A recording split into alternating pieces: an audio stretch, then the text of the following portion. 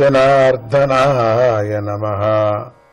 ఆ మనువుల వంశాలను, ఆ వంశాలకు చెందిన రాజుల చరిత్రను, భూమికి పైన క్రింద ఉన్న లోకాలను కూడా వర్ణించి చెప్పు అని అడుగుతున్నారు. ఇక్కడ మైత్రేయ మహర్షి చెప్తున్నారు, భూలోకంతో పాటుగా ఆ లోకాల స్థితిగతులను వర్ణించి చెప్పు.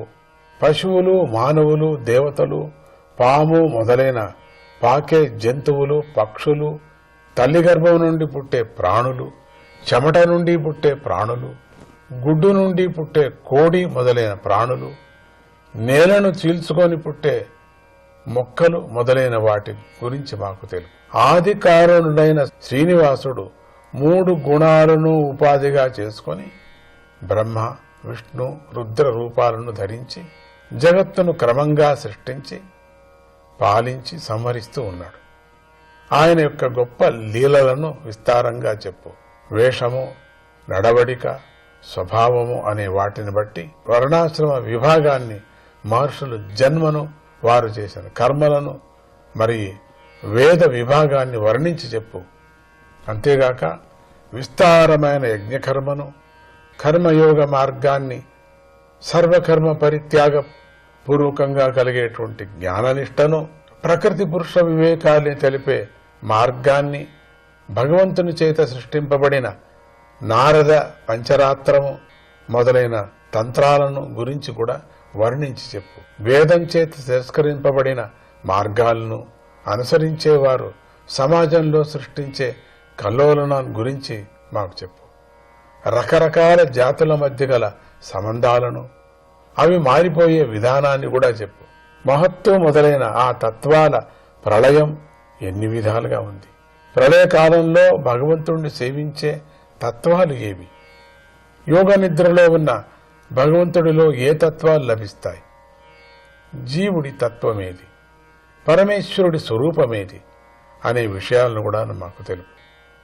ఉపనిషత్తుల జ్ఞానాన్ని, గురువులను సేవించటం వల్ల కలిగే ప్రయోజనాన్ని, దాన్ని కూడా విస్తారంగా తెలుపు. జ్ఞానాన్ని పొందే విషయంలో విద్వాంసులు వేటిని సాధనాలుగా చెప్పారో వాటిని తెలుపు. ఎందుకంటే సాధన లేకుండా మానవునకు భక్తి, జ్ఞాన, వైరాగ్యాలు కలుగు కదా మానవులందరికీ. ఓ మహాత్మా, అనాది అయిన మాయతో నా జ్ఞాననేత్రం మూసుకుపోయింది అని ఉంది. కానీ నేను శ్రీహరిని గురించి తెలుసుకోవాలి అనుకుంటున్నాను. నువ్వు నన్ను మిత్రుడిగా భావించి నా ప్రశ్నలకు సమాధానం చెప్పు. సర్వే వేదాశ్చ యజ్ఞాశ్చ తపోదానాని చానఘ జీవాభయ ప్రధానస్య న కుర్వీరం కలామపి. ఓ మహాత్మా, వేదాలు, యజ్ఞాలు, దానాలు, తపస్సులు అనేవి జీవుడికి ధర్మాన్ని బోధించి అభయం ఇవ్వటమే అనేటువంటి పుణ్యకార్యం యొక్క అంశతో కూడా సరితూగవు అని ఈ విధంగా విదురుడు ప్రశ్నించగా భగవత్కథను చెప్పమని ప్రేరేపింపబడినటువంటి మైత్రేయ మహర్షి యొక్క హృదయం ఆనందంతో నిండిపోయింది. ఆయన చిరునవ్వుతో విదురుడిని ఉద్దేశించి ఇలా పలికాడు.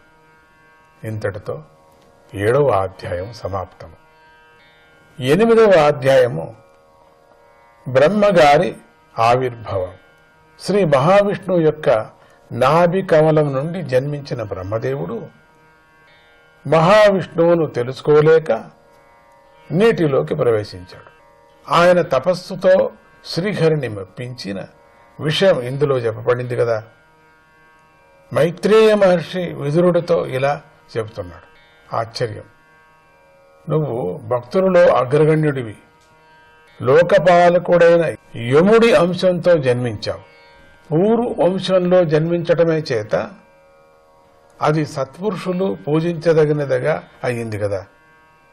నువ్వు నిరంతరము ప్రతి పదంలోనూ శ్రీహరి యొక్క కీర్తిని కొత్తగా గానం చేస్తున్నావు.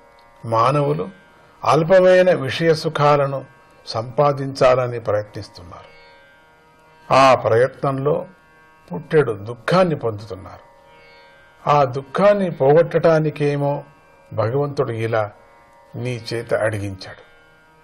దీనిని సాక్షాత్తుగా భగవంతుడే మహర్షులకు చెప్పాడు.